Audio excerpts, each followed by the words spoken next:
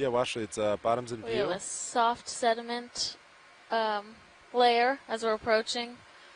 So just to orient people back on shore, if you're unfamiliar with our video broadcast, there is camera 1, which gives you a view straight out from the front of the ROV. Yeah, go for it. Camera Almost 2 Z-bias. gives you a view from Sirius, which is the part of the two-body system for the Okeanos ROV. So you can see the ROV as it's moving along the seafloor or up any of these features. And then camera 3, I believe, provides you with a number of the computer operations that have to do with the ROV dive. Hey, So I think as we get going, we'll give a brief overview of what this dive is going to entail, and we can then go through and do some introductions for our shipboard team and then hear from the scientists we have on the line on shore. Amy, do you want to give us a little background as to this dive? Oh. Strange. What's wrong? Oh. The Z-bias wasn't enabled. Thought it was. Go ahead, pilot. Hi, Washlades. Yeah, this is your pilot. As you can see, we're on bottom. We'll just need a few minutes to set up and get our lights in the right order, and then we will be ready to start the dive. Great, thank you.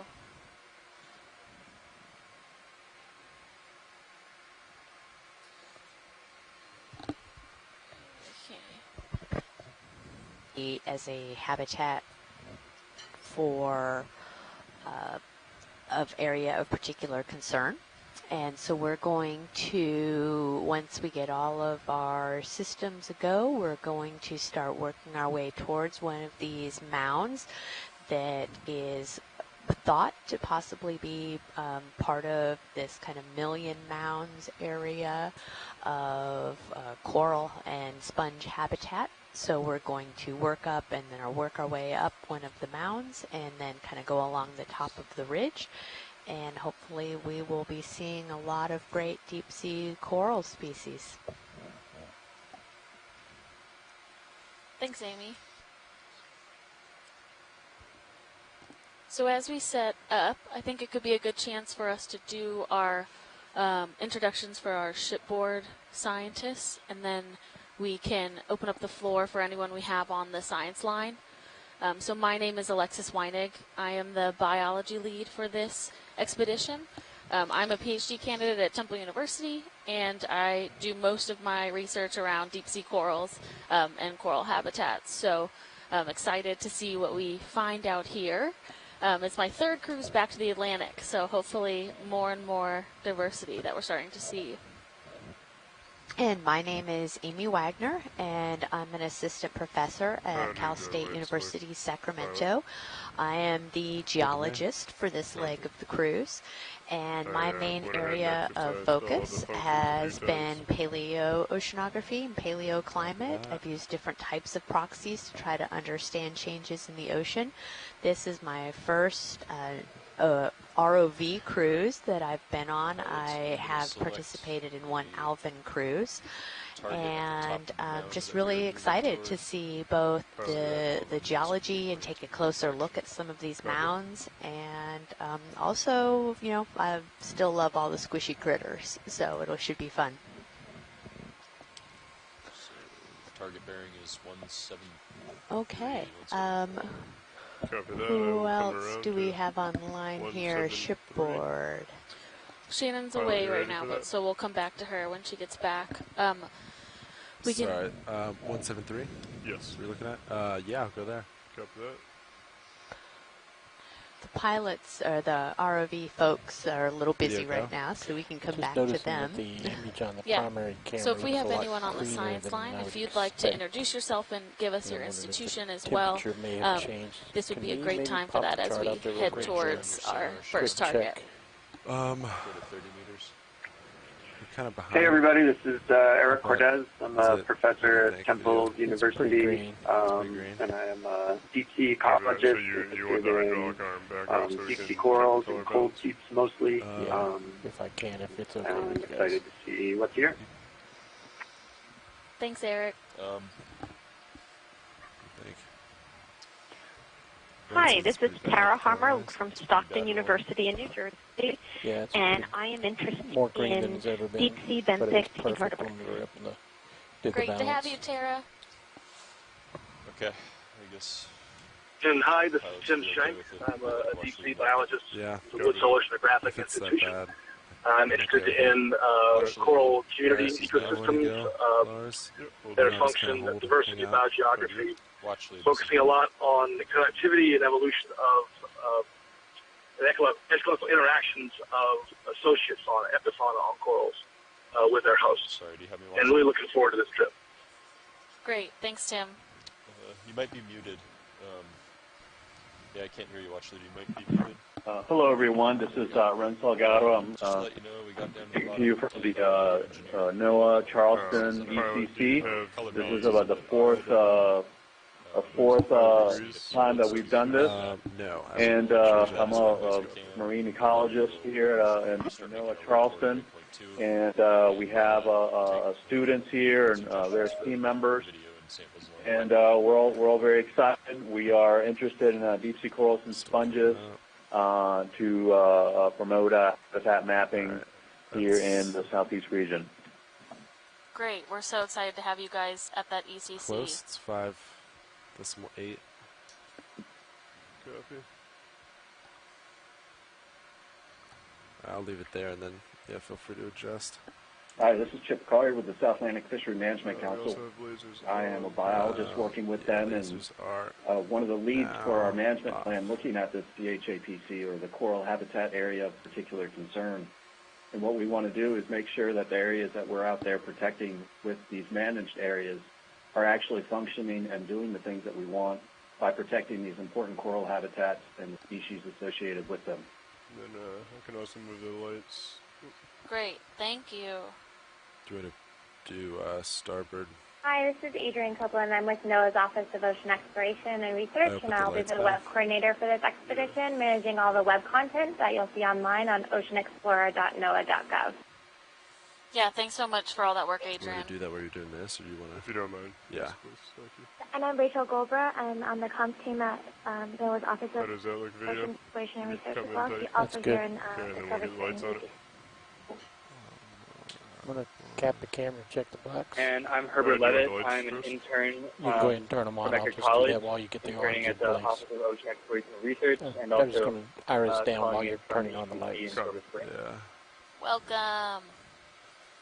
Just so to update you guys on shore, You should we have light. are recorrecting our color balance now on the bottom of, as we're closer to the bottom. So that'll just take a couple minutes before we start heading towards our target. Okay. Let's, Just saw your head change quickly. let's fiddle with Z-bias. What was it last cruise? Do you remember? I haven't found a good number yet. And do we have any other folks on the line that haven't introduced themselves yet? This is Wilf Gardner. I'm from Texas A&M University. Know Amy well. Glad to have her see her there. I'm more interested in the geomorphology of what's happening. And I also, many years ago, spent 8 days in the NR1, Video's clear. powered submarine, Copy that. You do on the not bottom need to of do the mini. Straits of Florida, No, in the mini area looked good. south of you, off of All right, thanks, Bimini Roland. and up through the northwest Providence Channel. And so I'm interested to see how things compare down from down there versus up where you're diving, because when we were further south, we were seeing flows on the bottom to the south, which created large red form sediment waves and 7 meters high, and lots of coral mounds. So I'm interested, although I'm not able to stay on for the whole. Yeah. Yeah, it's great to have you, Wilf, and to be interacting with you and catch up after these years. And I will definitely be looking forward to Gonna what iron input down you have on some serious of the camera, just check its morphology in blacks. this region. Okay. So thank you. The chilling is stowed. Hydraulics. Okay, do we have off. anybody else on shore? And is the cameras or the light still out? I put the light back where it was. Yeah. Perfect. Cheryl believe Morrison it is should be. here from the U.S. So- Geological Survey Sounds in great. Leetown, All right, West Washley, Virginia. this is Hi, Pilot. Cheryl. Cheryl was a Hi. science lead on a similar expedition last year. Start moving. So we're super excited to have you back with us. Should we go ahead and put in a 30-meter move? Yes, very Yeah, I don't excited think to we've moved watch. since we've been Can't believe it's bottom. finally Research happening. has. This is great. Yeah, I've lost a little bit of elevation. Lost about 3 meters. I'm going to bring it back up to 15. Copy. So 30 meters at, let's just call it 175. Copy that. And we Is do there have a possible number of to- other scientists that are in our science chat Go ahead room. and call that in. And You as ready? we go throughout I think the so. dive today, we will do our best Bridge, to this is already introduce some of them and their institutions if back they weren't past able the to skids. I would join like to request a ship on the move, please. audio Go for a line. video. But we'll 30 take our meters, time doing that's that to work our 30 way through our meters, list. We have bearing about 175, 20 to 25 other speed decimal scientists, 2 so that's knots. great. And we will take a second now. Shannon has joined us back in the control room, so she'll go ahead That's and introduce herself. Hey everybody, my name is Shannon Hoy. I work for NOAA's Office of Ocean Exploration and Research. I'm a mapping lead for OER, and for this cruise I'll be the mapping lead as well. And I do everything maps and acoustics, so I'll be collecting data overnight as we transit along, or we'll even build coverage if we have enough time in between our dive sites. A lot of the data that we're using for these dive sites was actually collected on a previous expedition by my colleague Mike White, and it's some beautiful multi-beam data. So I'll be doing that. Also running water column sonars as well during the dives, especially for our midwater dives, and collecting backscatter. So that's what I do.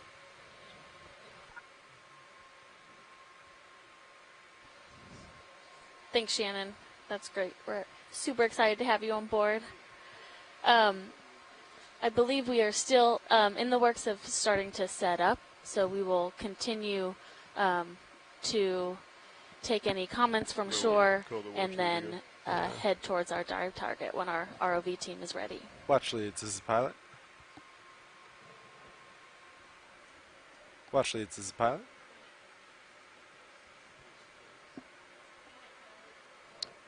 I think you're muted, watch lead. That's right. We're all set, so we're starting to go. We're going to start making our tracks, and then anything you'd like views of, just let us know. We will do our best. Okay, great. Thanks, guys.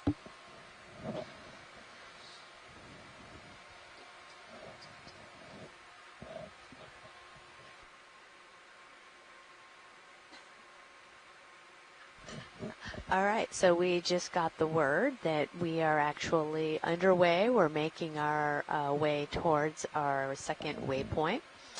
And as you guys can see, we have a lot, just kind of a soft, sandy bottom. You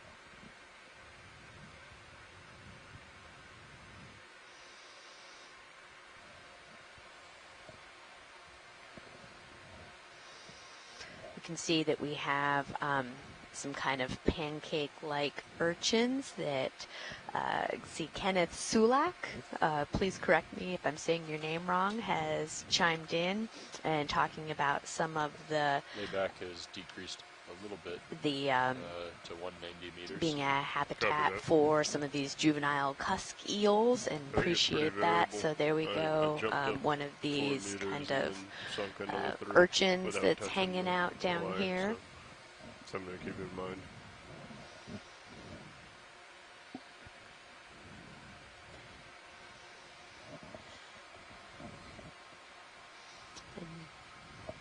Do we know what that little fish is? There's a couple, I think, options. It could be a snaffabranchid eel or Nezumia, and this is one of my goals in this cruise as an invertebrate biologist, is to improve my fish IDs. So as we go, especially those vertebrate IDs would be helpful from shore.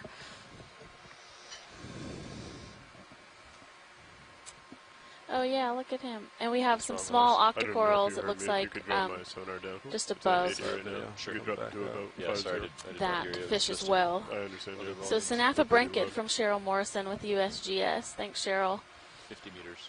Yes, please. And for those of you guys that aren't familiar with it, those two little red dots that just flashed on and video then come flashed wide? back off, those are to give us an idea of the size of things that we're Hang on, looking it's at. So rotated those down two again. You dots can, are 10 centimeters As, apart. as long as I'm pilot, yeah, So feel I free didn't to get a good look zoom in at to that. our Snappabranchus, but and I don't think I said that right. You guys are going to have to bear with me. I'm not great at all of these Latin names. But that fish looked to be, I don't know, about 25 centimeters or so. And it looks, Kenneth is letting us know that at this depth and in this region, it's likely Snappabranchus affinis. Pretty high up there, Affinis. Coming down. So thanks again from our Yeah, I shore think it's team. at current. Yeah, just have to continually adjust it. So they're also known as cutthroat eels. Coming back Okay. down to 15. And who's speaking? Sorry, this is Tara Luke from Stockton University. Thank you. Great. So common name of cutthroat eel, which we'll probably be using those common names a bit more.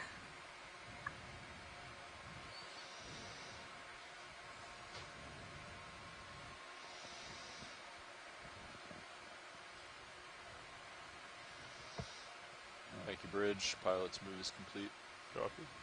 We've got a lot of ground to cover, so I think maybe if we go ahead and put in like we could do 50-meter increments from here on out. Feel comfortable with that, Pretty yep. flat. Yeah, I'm fine with that.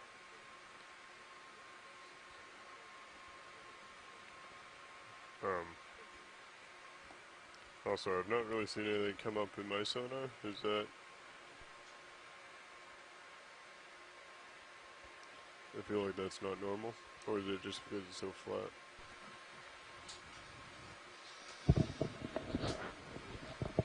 Yeah, your gains are way down. Copy.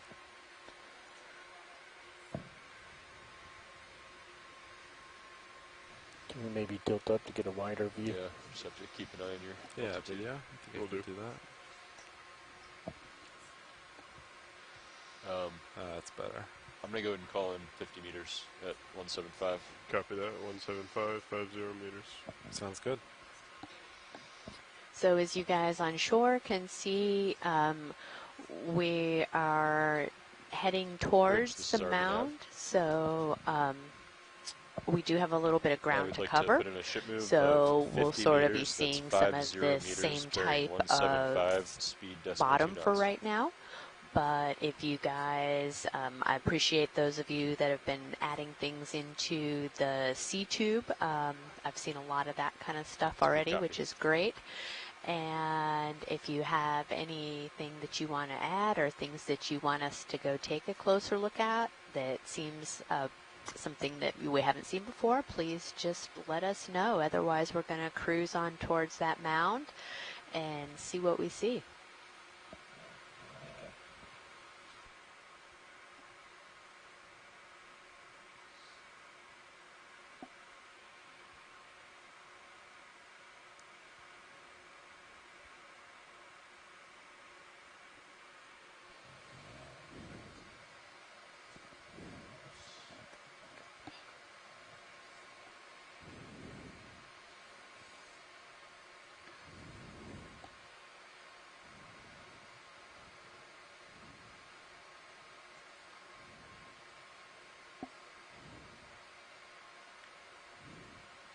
I think I see some corals on that growth up there. Yeah.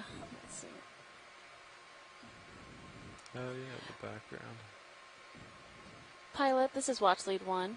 Hey, Washley, go ahead. Can we take a look at that little feature that's right in front of us? Yes, you can. Move in there. Thank you. Following you up with the rotator. It looks like we might have some corals growing on this bit of rubble is what it looks like it might be made up of underneath some of that soft sediment that has accumulated. 30 degrees. You should have plenty of time to look at this. When we're at about a Copy that. depth of 803 meters right now. Oh yeah, corals and sponges. Is there anything specific you want to Another start of with? those little sea urchins over there. We can take a look at that sponge that's right in front of us, right where your lasers are. Copy that. Video you can start to come in. It's a pretty good size. I'm gonna go lower.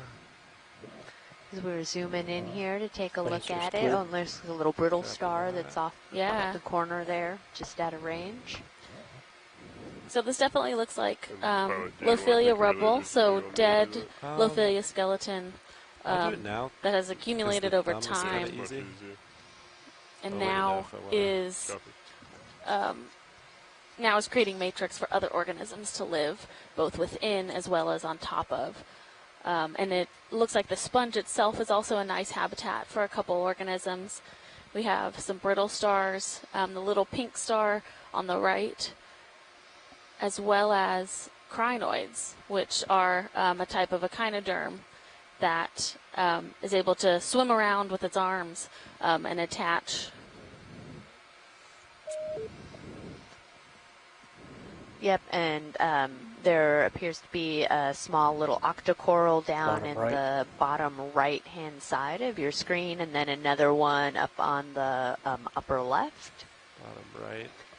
As we get a nice zoom in here. There we go. Yeah, so we have a nice view of both a different type of glass sponge as well as an octocoral polyp, which is Ooh, a very nice. interesting. It's a little, oh, is that a little amphipod that's crawling around there? Sorry, go ahead, No, Alexis. no, you're fine. It looks like a solitary octocoral, so there's just one large polyp, and they're known as octocorals because they have 8 tentacles that surround the mouth of the polyp, which is what's in the center. And a lot of times you see them where there's multiple polyps on a colony, whereas this one we have just one polyp by itself. But it's beautiful. Maybe there at 4 or 5 degrees. Still plenty of time. And right to the left of it is a glass sponge, which Nolan Barrett is letting us know. Oh. Euplectide? Euplectidae. Video's clear. That's beautiful with the kind of the honeycomb. Well, actually, it's good to move on to the next item. Yes, go ahead. Copy that. Thank you, pilots. Video, you can come wide. Euplectellidae. Yes, thank you, Nolan. Some white Yeah, that's really sponge beautiful, stalks and on the that left. I think kind of the honeycomb carnivorous structure is just gorgeous. Yeah. Sort of little branch sponges. Yeah, so Shannon is whispering in our ear. There is generally some shrimp that live inside those corals, so they swim in or they are somehow get in when they are very small, and then as they grow up, the shrimp remain a pair inside of that sponge for what's thought is the rest of their life. So that's quite interesting too. And there's traditions in certain countries which we are not promoting, but to give those glass sponges as a gift at a wedding as you are joined in marriage together, hopefully for the rest of time. So yeah, interesting little tidbit. That's very cool. So actually, this is, if we can come around and look at some of that white coral, pilot. Yeah, I'll go the other way. Thanks so much. I'll be moving over you. This looks like not Lophilia, but potentially Copy that. a different type of scleractinian coral, which I'll do my best when we get to take a closer look. Cheryl is suggesting An Ellipsomia profunda, yeah, which is also my guess. So we'll look at those polyps a little closer. Ooh. So did you say that's a crinoid as well that was just kind of down below? Oh, you know what, Cheryl and everyone else?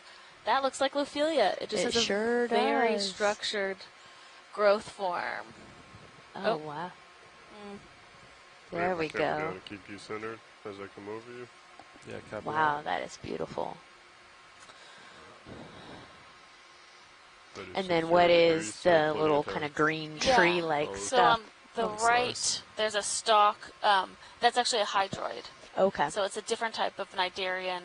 They often settle on coral skeletons. So when the skeleton dies and that becomes available, there's no longer tissue on it, those hydroids will settle and take over that matrix space. Okay. And then it looks like there's a lot of little, I guess, euphisids or,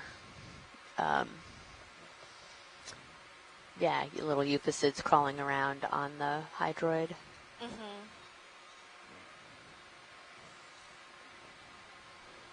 Video's clear. All right, watch. Anything else right here? If we can zoom out just a little bit. And there's an octocoral in the frame of view. Yeah, right up in the corner. If we could just take a quick zoom on that, that would be great.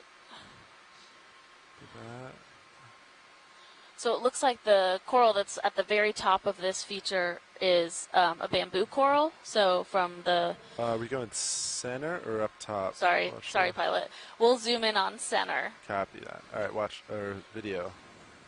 Come on in, center.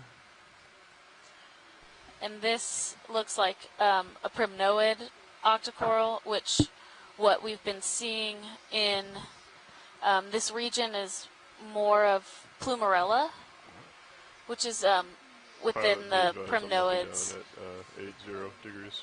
Copy that. Oh, and good eye video. We have a pycnogonid, so a sea spider, right in the right. Bottom to the right slightly. Which are very interesting sea spider. creatures.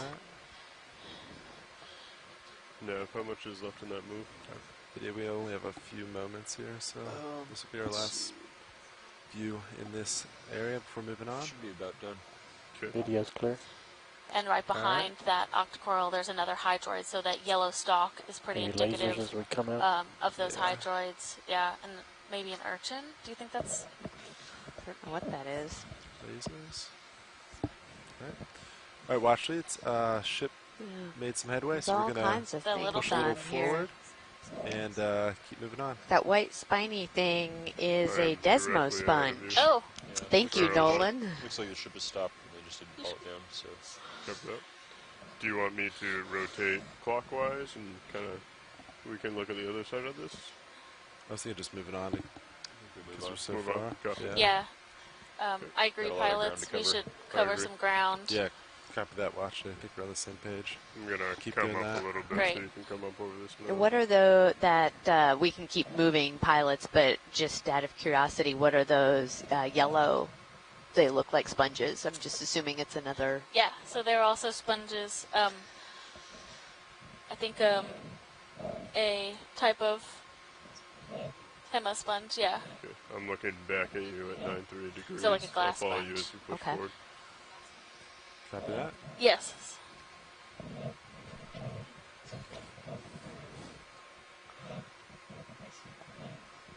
You're full wide. Thanks, Bridge. Move is complete. Next video. Copy that. Copy now.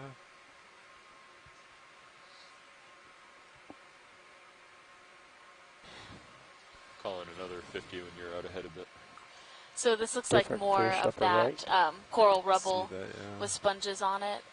But I think us continuing to make some way towards our waypoint 1 is in our best interest. Copy that. Watch leads. And yeah, I'll just I kind of think keep we're all just pretty excited moving to like this, to and be then if you down see here in something, the first you do might be first on, just let me dive know. of the Great, cruise, pilot, and thank you. us being newbies. That Is that any better? this is all very exciting. Okay, following you up with the rotator, pilot, as you move forward. Copy that. Yeah, so I'm just going to do my best to ID from a distance with being cautious not to overstep taxonomic bounds. But we do have, it looks like there's not much live scleractinian coral here, but there is a good amount of octocorals growing on top,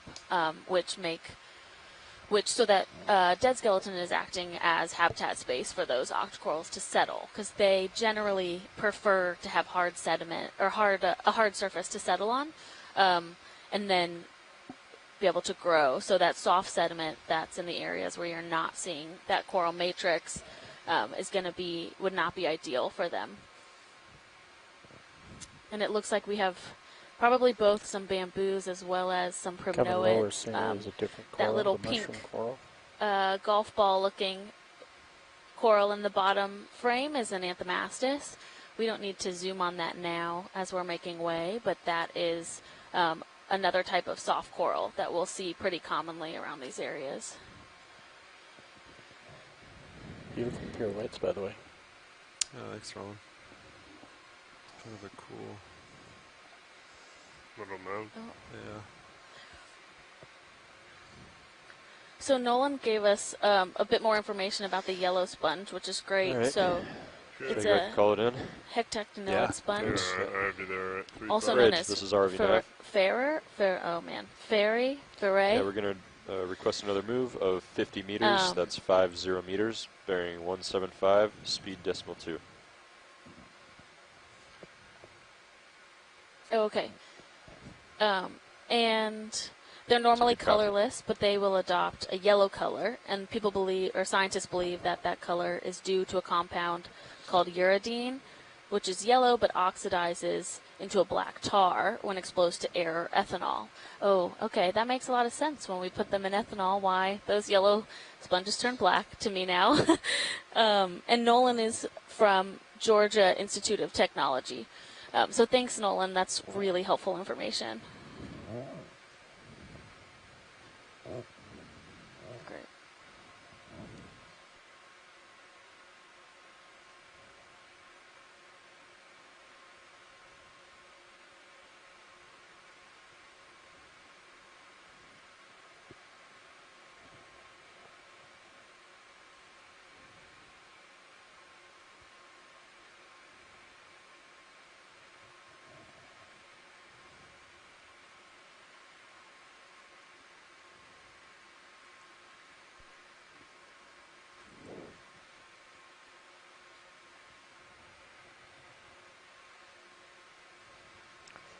Go ahead, watch 2. Something purple lower right. Maybe an octopus. Just going to the bottom. Waypoint 1 or waypoint 2? Just passed over it. Just went off screen. Copy. It looked like one of those dumpling octopuses. Oh, we landed slightly north of waypoint 1, but I can tell you that right now we are approximately 600 meters from waypoint 2, which is the top of the mound. We pretty much just have continuous moves in at decimal 2 knots. So given that, it'll take us about an hour and a half to get to the top of that mound if we were to keep moving. So we have plenty of dive time left to be able to get to the top of the first mound and make our way to the second mound. So we'll make sure we keep on pace to reach that goal.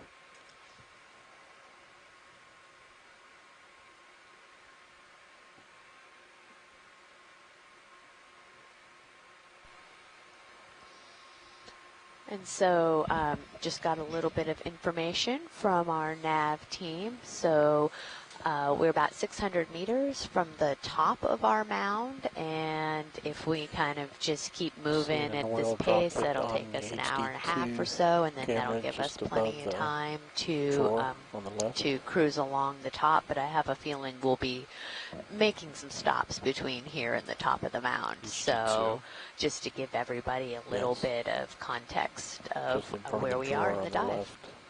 See it dropped it.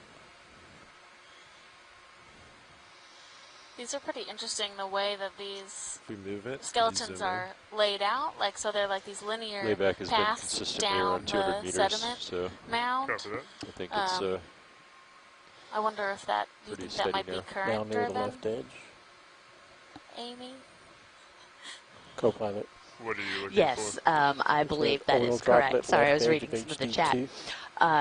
Yeah, I would imagine that, I don't know which way we're oriented, but these are going to be kind of parallel to the that lateral east-west kind of transect that we were looking at. So it's actually not parallel to the current. It's going to be coming out from the coast and kind of down the shelf and slope. Okay. Lars has to move the camera. There you go.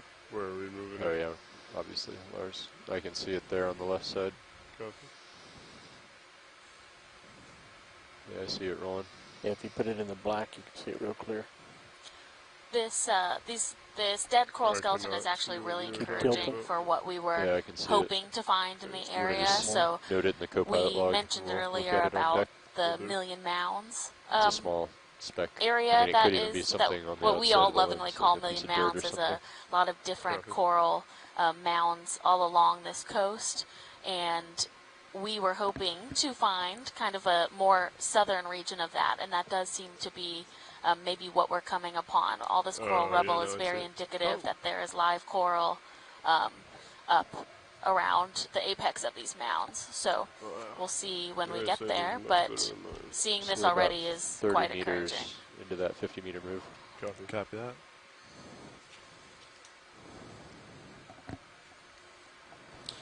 And you did say that as you were, kind of looking at the pan, that, we'd see the rubble, and then there's a bunch of those little kind of white tips and stuff. So that would actually be live coral, correct? Correct, yeah. So these corals are not photosynthetic, so we're below the photosynthetic zone. We don't have light down here, yeah, so that's been there they for a long generally time. don't have at least these scleractinians that form these reefs don't have much pigment to their tissue. So the white stuff is actually live and healthy, as opposed to when you see a bleached coral reef in shallow water, that is generally unhealthy. But these coral mounds can take millennia to grow, really, so they continue to grow and break off, and sometimes when they break off, that doesn't mean that coral is going to die. It will just start propagating more live coral in that area. So that's where you get these mounds building on top of each other over time, just more live on top of dead. And we've done a couple piston cores on mounds similar or larger reef structures. We actually did one in this region in the fall that we're hoping to get some dates from, which Amy might be able to talk more about paleoceanography, but that way we could know how old the structure is, not necessarily what's just live, but what's all the way at the bottom. So when that reef started growing. Yeah. Yeah, no, it's a really... what is that? It's like a stick. Yeah, what is that? Video, you want to do a quick Oh, you know what it looks like? It looks like one of those metal fence posts. Oh, yeah, or like plywood, maybe? Oh, yeah, it is. It's a 2x4. Well, do we see any worm-eating tube-eating, wood-eating tube worms? Sorry. I don't think so. I don't think so. But I did see it looked like a brittle star arm back there. I think it went into one of the holes now. Let's go up to the edge. Well. And so what are those? Those are some of those right below kind of horn. They look like horns. Right below the worms. They look like anemones. Oh, okay. So just a grouping of anemones. There's a little, maybe I don't know if that is some type of gastropod, but we don't have to spend too long looking at this. We can continue to move. Video, whenever you're happy. Come wide.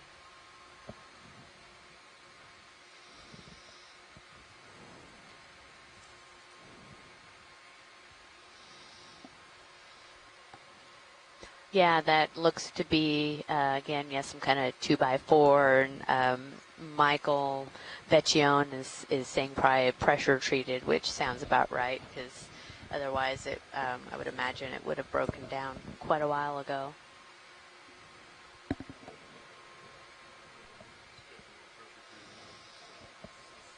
So we are getting closer to our waypoint, and then we will start, once we hit that, we will start moving up the mound structure and to the top of the mound.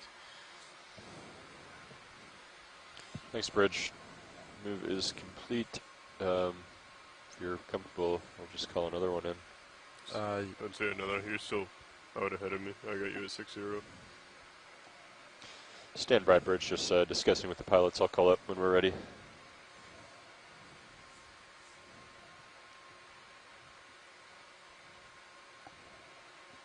Okay.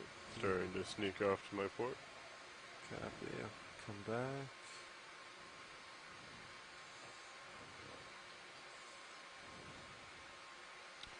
Should I go ahead and call it in, or do you want to give it a minute or two to settle out? I am ready. I'd be pilot fine. is. Okay. Yeah. All right, we'll do it. Copy that. And then All right, as Bridge, you ROV guys nav. can see, Yeah, we'd like to Oh, do just another one move, moment. please, of 50 meters. That's 50 meters, bearing 175, speed decimal 2 knots. It's a round ball, top left, sponge. That's a good copy. Copy. I'll get on my next pass. and as you guys can see, if you look at the camera 2 feed, that's the view from Sirius, and it's just a really fantastic overhead view, and you can really interesting to see a lot of those small little rubble mounds where the bits of coral have fallen and the sand is accumulated, and we're kind of getting some of these little Lophilia kind of patches and whatnot. So it's a really nice overview. So if you're kind of like, okay, I'm cruising along, we see a bunch of the sandy stuff, just to kind of step back is pretty amazing.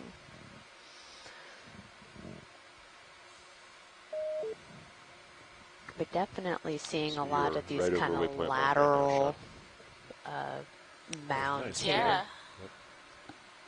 It's interesting to see them versus looking at the bathymetry, looking at the maps of what we think we're going to find. Then it really is quite similar when you come down here, which I feel like sometimes is hard to contextualize depending on the size Yeah, of the feature. Absolutely. That's a really good point to start to bring in the resolution of the bathymetry. So right here we have the bathymetric maps that we produced have about a 25 meter resolution. So we generally can't see things much smaller than about 25 meters. So to get higher resolution maps, this is the time you'd want to employ something that gets closer to the surface, because there's a bit of a limitation on a ship of how good resolution you can actually get being so far away. So this is when you get a AUV or even an ROV and put a multi-beam on that, or a synthetic aperture sonar, and you can are able to get sonar resolution of up to centimeter scale, which is really great for habitat characterization and things like that. And you'd be able to see these small mounds. Yeah, thanks, Shannon. Now D2 doesn't have that capability, is that correct? Currently at this time, there's not a multi-beam aboard D2. It does have a forward-looking sonar, which is what the pilots use to navigate, but not a downward-looking multi-beam. Okay.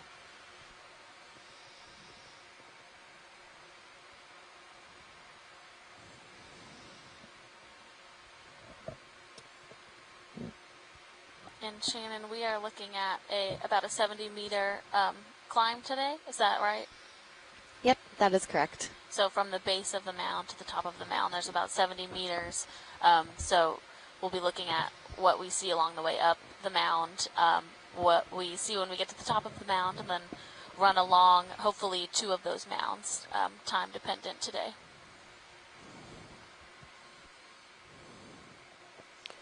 There's a dark thing just went off screen to the right. Possibly man-made. Copy. Big fish straight ahead. It's looking at us. Possible rhino. Oh yeah, we have chimera. looks like a chimera right in the front, at the top of our view. Video, you want to zoom from here? Tilt up. Kind of out of our envelope.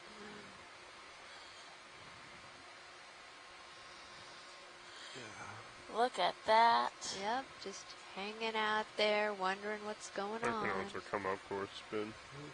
Right in front of This is the vehicles. that chimera is That's okay a for now. octocoral, most likely a plexaurid, that yellow coral, and then to the right looks like, it does actually look like an Elipsomia profunda by the growth form, so it's a white variety of it, but that scleractinian coral that's growing around on the right side of the screen. Wow, the coloration on that, and look how large his eyes are. Look at lasers real quick. Yeah. Sorry. He turned for me. Now, do we know, because they are deep dwelling, are they sensitive to the light at all, or are they just completely blind? I don't know the sensitivity of these, but maybe someone on shore can fill us in video when they have a it's chance. Time to move on. Yeah. You come wide. Thank you, sir. I'm going to center back up, co-pilot. Copy that. Looking down at you at 70 meters.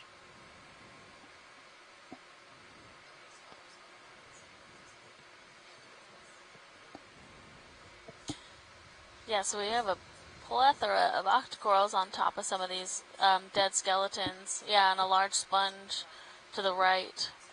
It looks a lot like we have a number of primnoids, mostly probably Plumarella.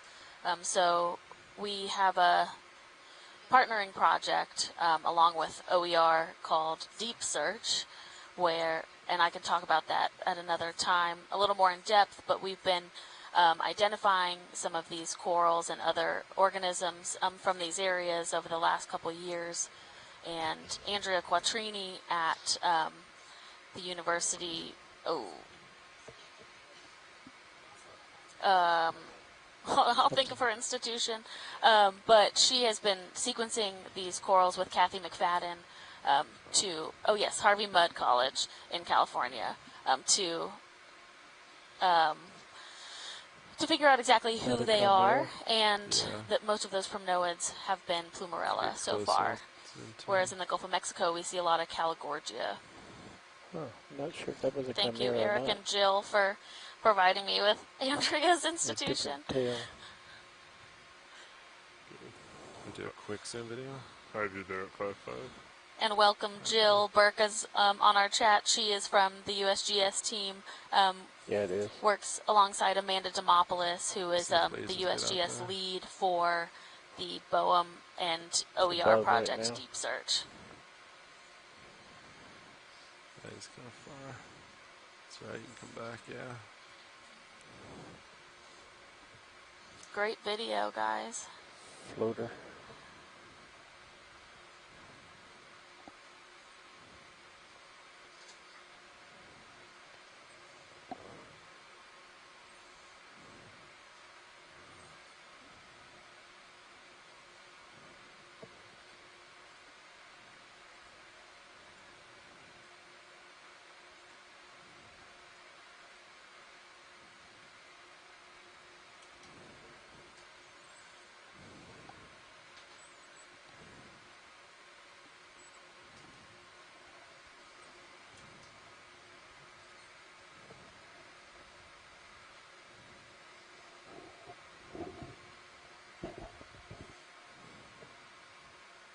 Swimmer just went left.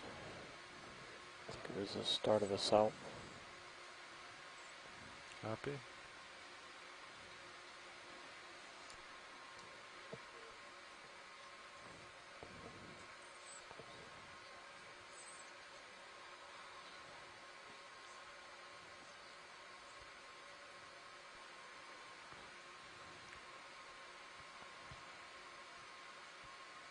He stays here video and get lasers.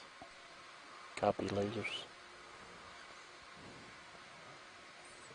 Let's sneak closer.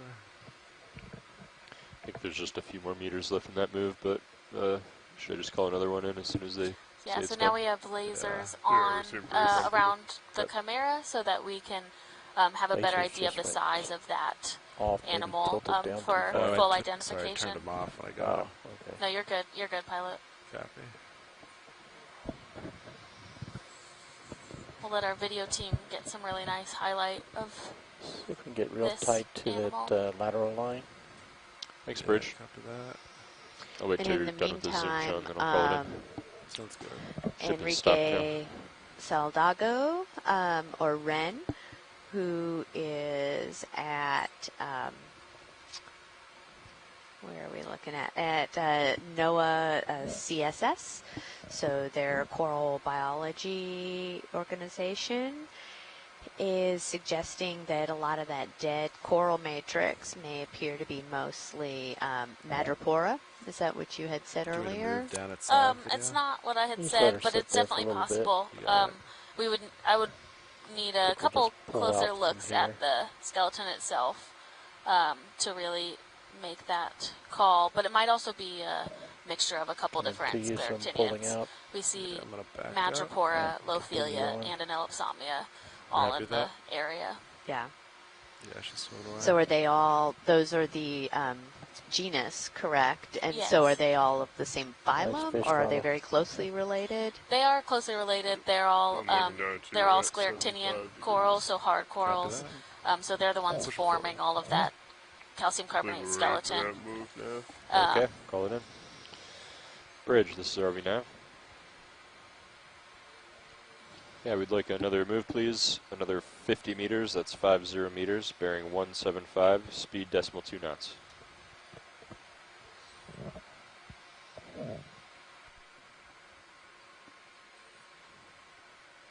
Good copy, Bridge.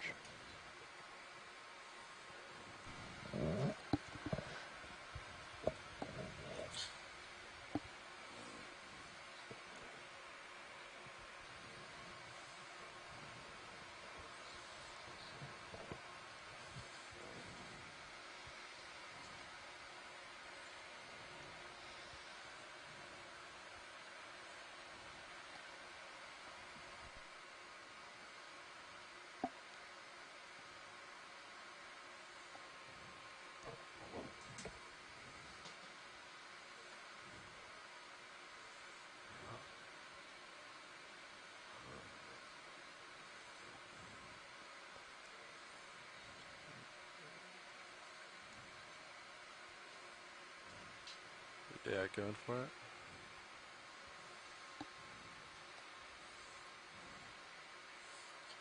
So that's definitely an octocoral with something around the base. That brown might actually be surface, something photosynthetic that's died and drifted down. Yeah, so there's a couple different colonies. Looks like a plexaurid. I'm not quite sure on an ID deeper than that, but again, those octocorals have those 8 pennate tentacles that come out around the mouth of each polyp.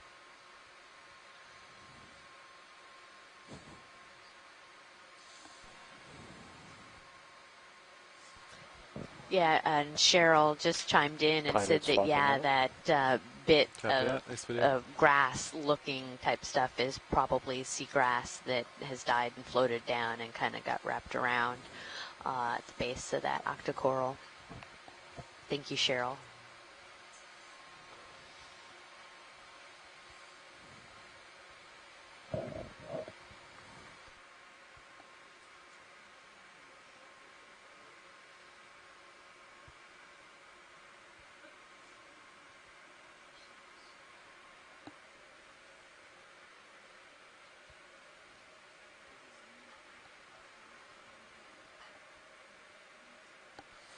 Lars, do you want 30 So it minutes? is getting to be about lunchtime for us on the ship, so Amy's going to step away and go grab some food, and I believe Casey Cantwell will step in, our excavation coordinator, for the next, we'll see how long it takes her to eat. Hopefully she takes at least 20 minutes for herself.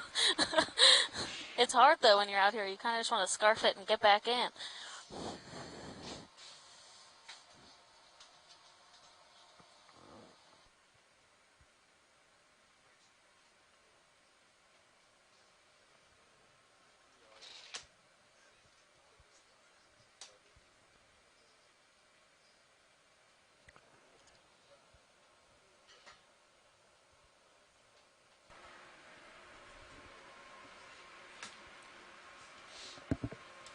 So once you come out of autos, why don't you push ahead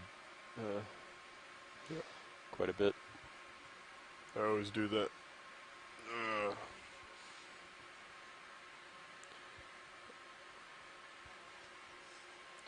And Sean, so that you are aware, when the boat moves, when we're making a ship move, Sirius will rise about 4 to 5 meters, and then when it stops, she'll drop 4 to 5 meters pretty quick.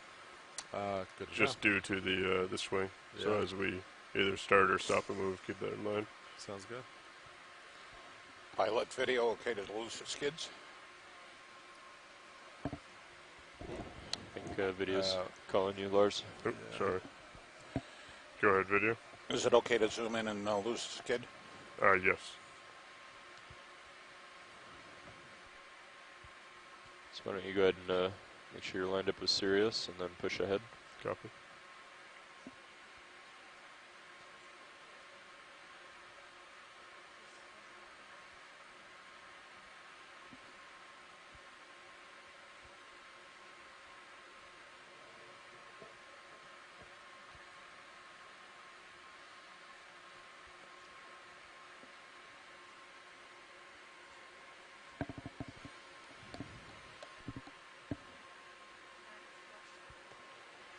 Go ahead, watch 2.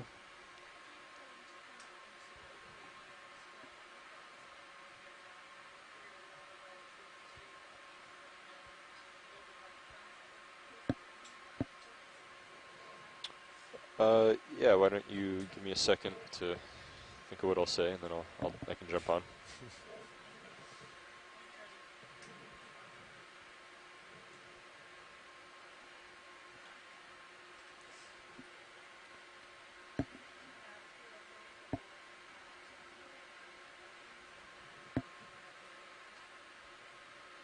Sure, sounds good.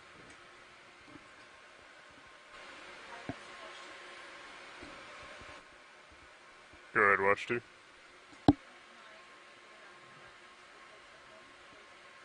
Not at all, though. It should be fine.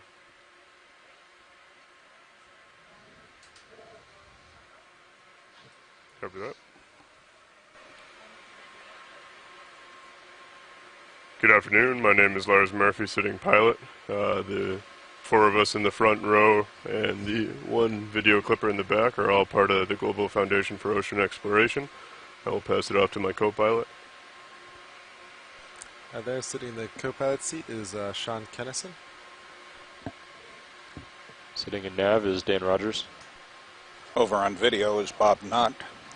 And in the back row in the clipping chair, I'm Emily Narrow.